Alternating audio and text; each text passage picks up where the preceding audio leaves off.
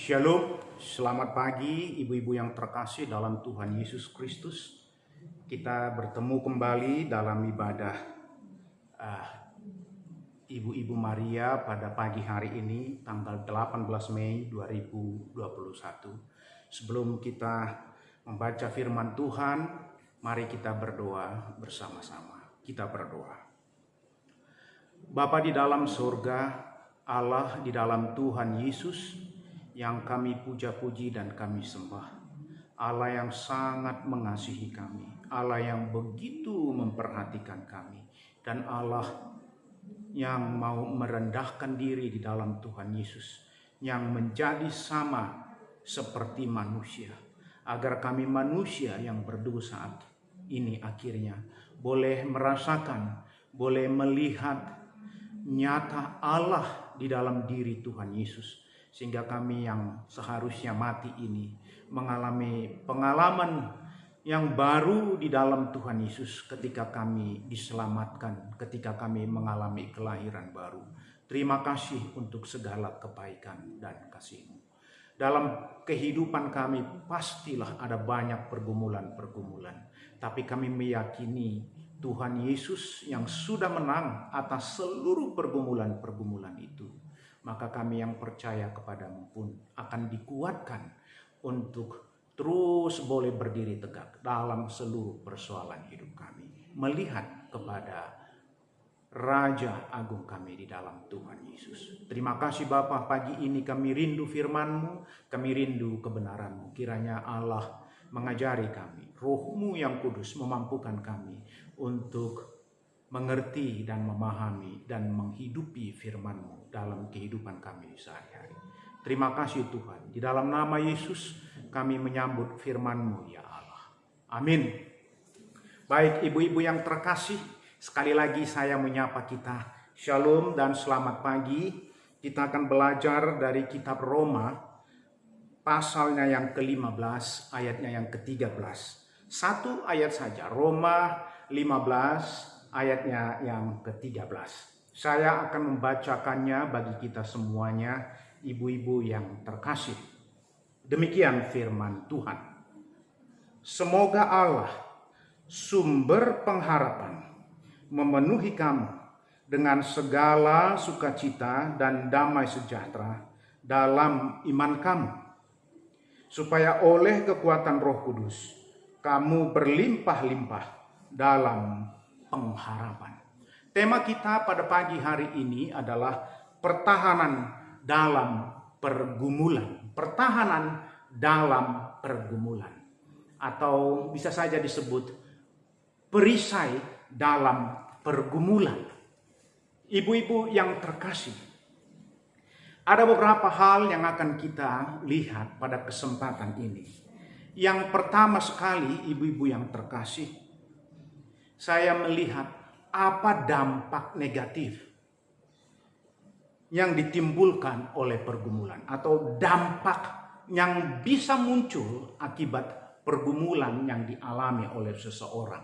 Sesuai dengan apa yang kita baca dari kitab Roma pasal yang ke-15 ayat yang ke-13 itu.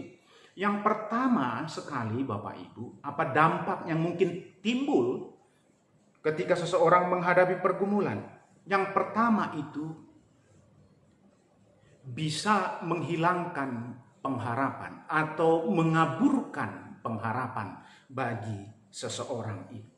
Bisa menghilangkan pengharapan seseorang ketika ada pergumulan datang dalam hidupnya.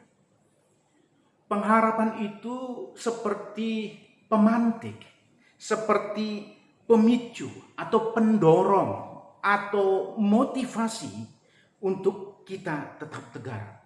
Tetapi oleh karena pergumulan, pendorong itu, motivasi atau yang memicu kita untuk tetap berdiri tegar itu bisa kabur atau bisa hilang. Oleh karena kita masuk dalam berbagai-bagai pergumulan atau penderitaan. Ibu-ibu yang terkasih, manusia bisa hidup selama 40 hari tanpa makan. 4 hari tanpa minum, atau kemudian 4 menit tanpa bernafas. Namun manusia tidak mampu hidup bahkan selama 4 detik pun jika ia tidak punya harapan.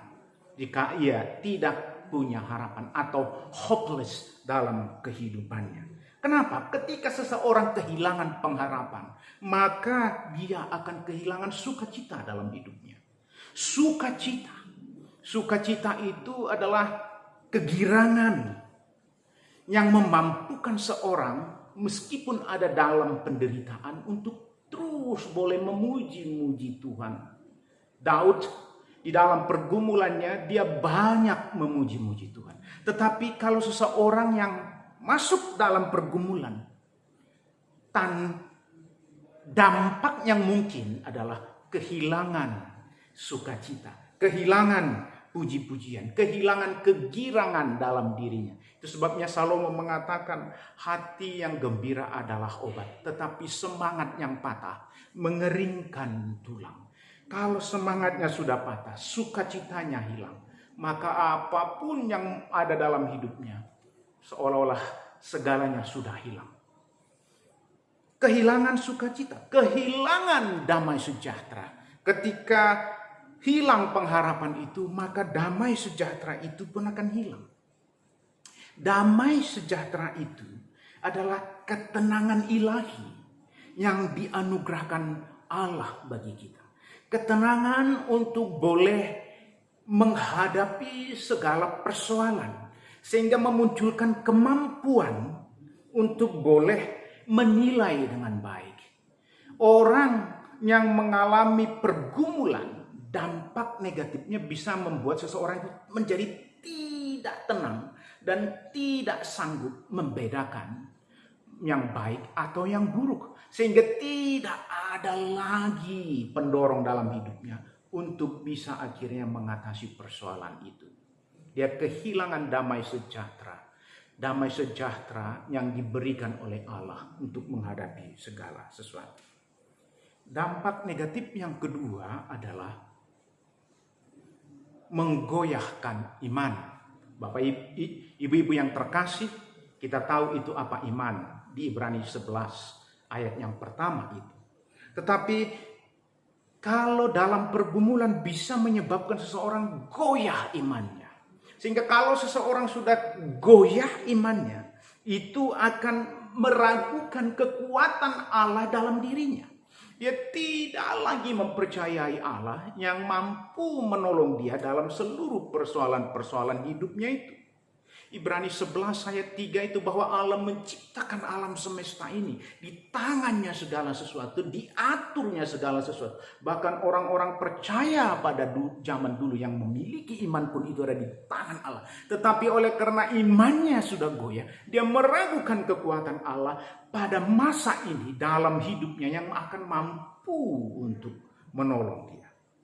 Kemudian kalau imannya sudah goyah, itu pasti akan meragukan penyertaan Roh Kudus. Ya, penyertaan Roh Kudus di dalam hidupnya. Dia tidak akan meyakini kekuatan Roh Kudus yang akan menolong dia dalam seluruh pergumulan dan penderitaan itu. Itu sebabnya dia akan menjadi begitu lemah dan tidak sanggup. Efesus 1 ayat 13 itu, Roh Kudus adalah jaminan bagian kita sampai kita memperoleh segala sesuatunya. Itu pun akhirnya tidak bekerja dengan baik dalam diri seseorang yang sungguh-sungguh tidak melihat dengan baik apa makna pergumulan yang dihadapi di dalam hidupnya oleh seseorang. Dia tidak akan mampu menilai itu lagi. Ya, dia tidak akan mampu. Bahkan di dalam kitab Yohanes, Yesus mengatakan Yohanes 14 ayat 16 itu, saya akan memberikan penolong yang lain. Dia tidak sanggup lagi melihat itu dengan baik. Atau roh penghibur yang menghiburkan. Dia meragukan itu. Dia meragukan itu. Itu sebabnya pergumulan, penderitaan, sesungguhnya penggumulan atau penderitaan yang sesungguhnya adalah ketika kita kehilangan pengharapan itu. Yang kedua, kalau begitu, siapakah yang menjadi pertahanan kita dalam pergumulan-pergumulan atau penderitaan yang kita alami, ibu-ibu yang terkasih. Siapakah? Ayat firman Tuhan yang kita baca tadi, yang jelas yang pertama, Allah sumber pengharapan itu. Allah lah sumber segala sesuatu. Allah lah yang membuat seperti ada tenaga pemantik dalam hidup kita. Allah lah yang memberikan tenaga pendorong dalam hidup kita. Seperti sawah yang mendorong supaya kita tetap berdiri tegak meskipun ada dalam pergumulan itu. Roma 11 ayat 36 itu. Sebab segala sesuatu adalah dari Dia, bagi Dia, dan bagi kemuliaannya. Segala sesuatu dari Dia. Allah lah sumber pengharapan kita. Dialah yang menjadi pertahanan kita ketika kita mengalami banyak persoalan dan pergumulan. Kita harus datang kepadanya. Yang kedua tadi dituliskan adalah Roh Kudus yang memberi kekuatan. Roh Kuduslah yang memberi kekuatan. Karena itu yang dijanjikan Tuhan Yesus ketika Dia naik ke sorga yang baru saja kita rayakan. Dia mengatakan, saya akan memberikan seorang penolong yang lain. Seorang penolong yang lain. Dia adalah Roh Kudus yang menjadi penolong bagi kita. Di dalam Yohanes 14 ayatnya yang ke-18 dikatakan, aku tidak akan meninggalkan kamu yatim piatu. Di dalam bahasa Inggris dituliskan seperti ini, ibu-ibu yang terkasih. I will not leave you comfortless. Aku tidak akan meninggalkan kamu tanpa penghiburan. Jadi Yesus ketika Dia naik ke surga, Dia mengirimkan penolong yang lain itu, yaitu Roh Kudus yang menjadi kekuatan kita dalam segala sesuatu. Itulah yang akan menghibur kita dalam seluruh persoalan dan penderitaan yang kita alami dalam hidup ini. Itu janji Allah, tidak akan membiarkan kita comfortless, tapi Dia mengirimkan penghibur itu yang akan meneguhkan kita. Itulah sumber kekuatan kita. Itulah sumber kekuatan kita di dalam menjalani segala sesuatu. Paulus mengatakan di dalam Roma 8 ayat yang ke-26 itu, kita tidak sanggup untuk berkata, tapi Rohlah yang berkata-kata dalam diri kita kepada Allah, karena kita tidak sanggup.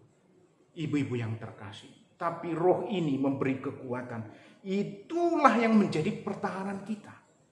Pertahanan kita di dalam hidup ini. Terkecuali kalau ibu-ibu tidak percaya lagi kepada Allah itu, kepada Roh Kudus. Dalam Alkitab ini disetarakan Allah dengan Roh Kudus sebagai pribadi ketiga itu. Allah Tritunggal, dan Roh Kudus pribadi yang ketiga itu, oknum dari Allah Tritunggal itu, yang menjadi sumber kekuatan menjalani segala sesuatu. Alkitab menuliskan kita tidak ditinggalkan, tapi ada penghiburan dari Dia. Itulah sumber kekuatan kita. Apakah ibu-ibu masih percaya kepada Dia, Allah, dan kepada kuasa Roh Kudus yang menguatkan kita?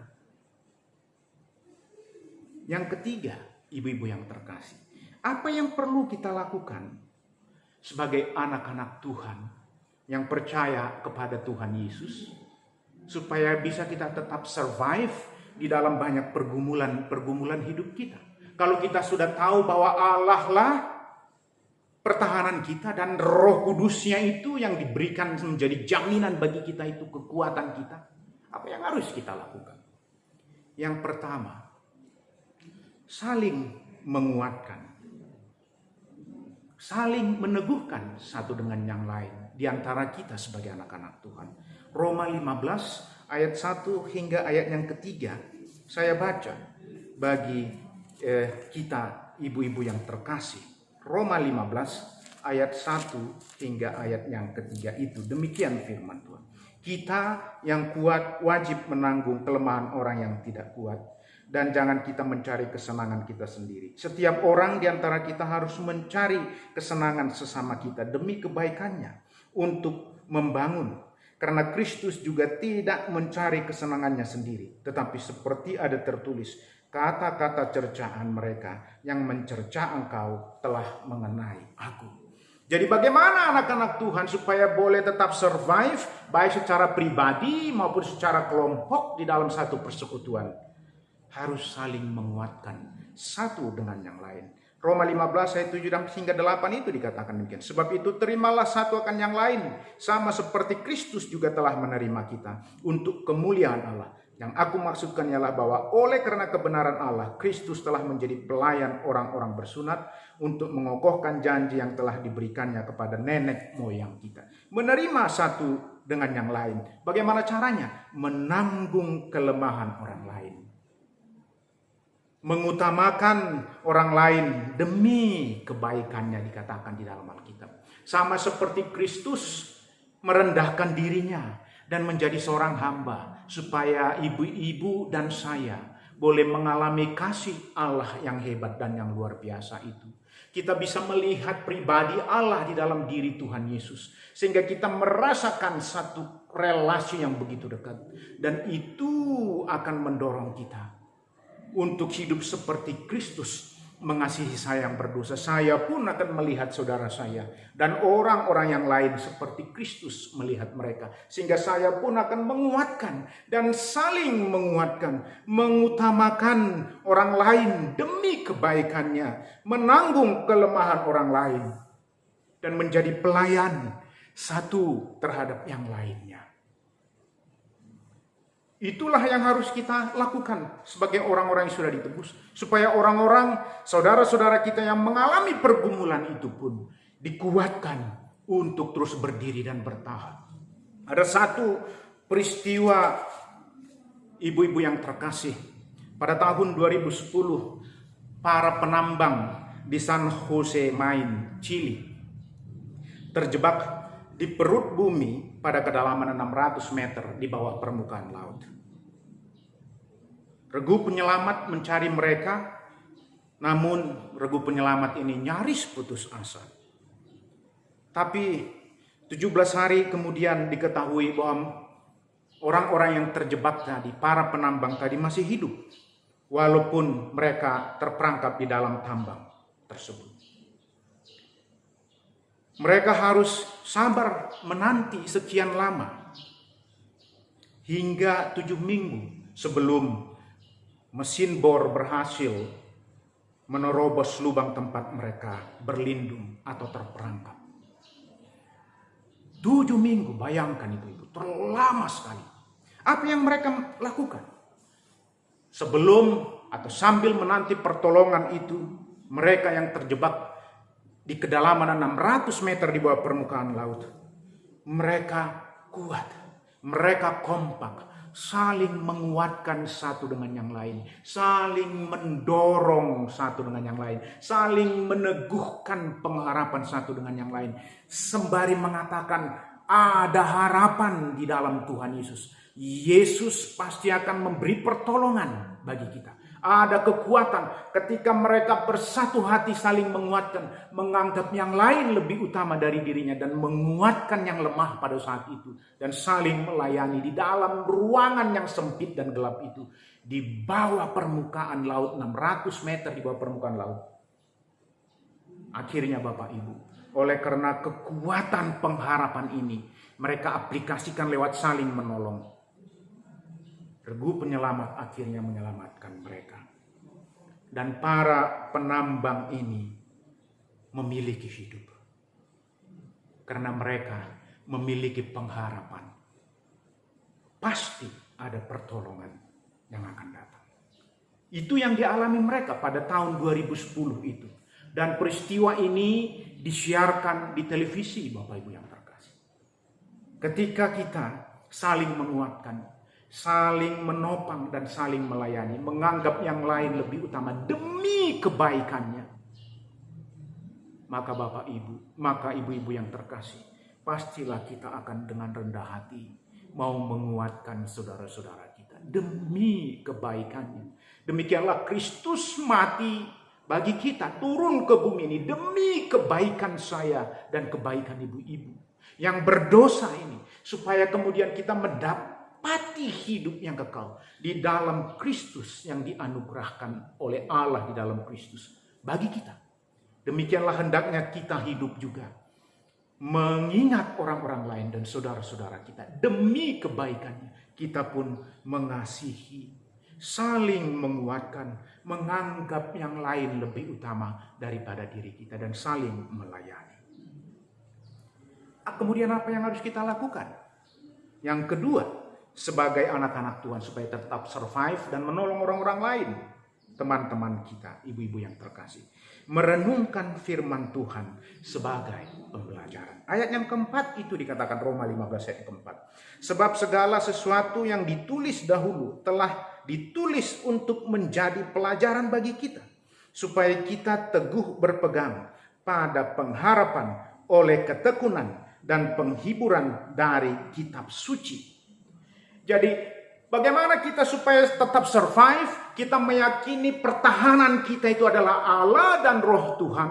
Kita akan dikuatkan terus untuk boleh bertahan dalam seluruh pergumulan dengan cara merenungkan firman Tuhan siang dan malam. Berbahagialah orang yang merenungkan firman Tuhan siang dan malam. Mazmur 1 ayat yang pertama itu.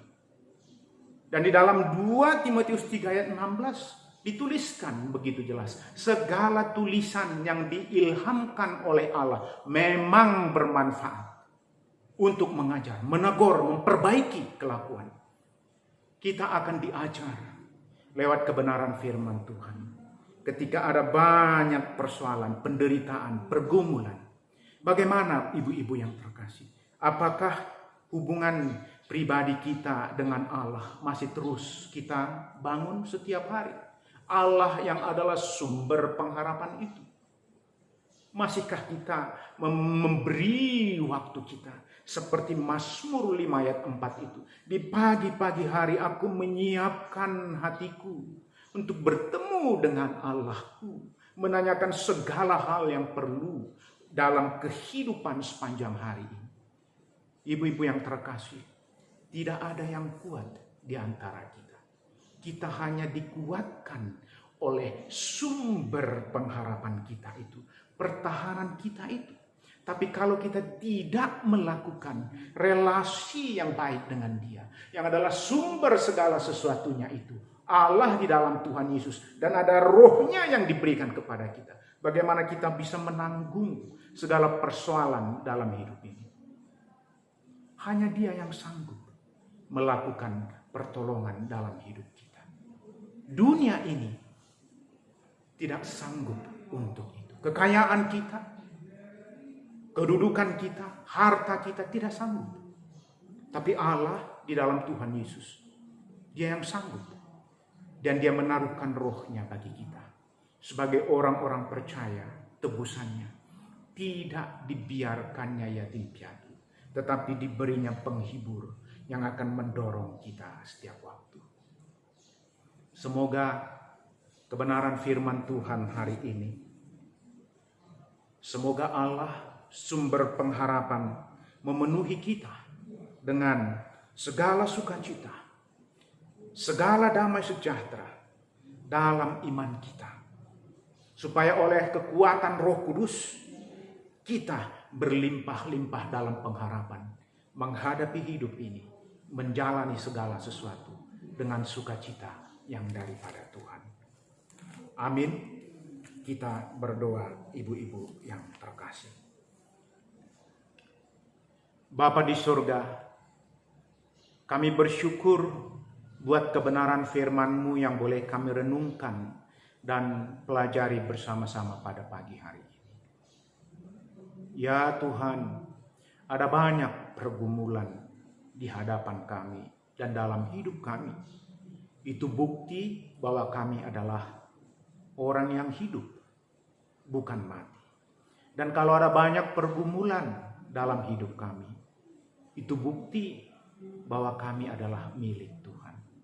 Sebab firman-Mu mengatakan kepada kami dikaruniakan bukan saja percaya kepada Tuhan Yesus, tetapi juga untuk menderita bersama-sama dengan Dia. Di dalam iman di dalam seluruh pengharapan yang ditaruhkan Allah dalam hidup kami.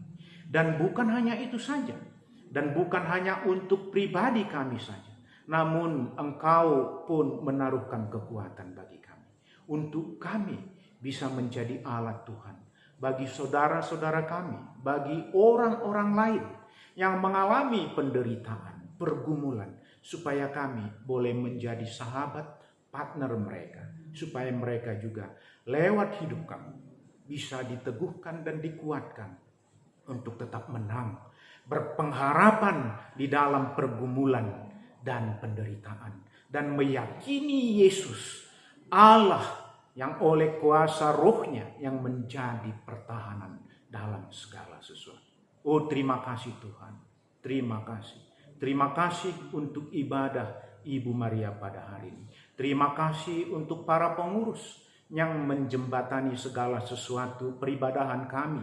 Meskipun dalam suasana pandemi, mereka tidak kehilangan akal. Teknologi yang begitu canggih saat ini memungkinkan tiap-tiap ibu-ibu di tempat masing-masing menikmati persekutuan satu dengan yang lain meskipun secara recording. Oh Tuhan, itulah sukacita kami.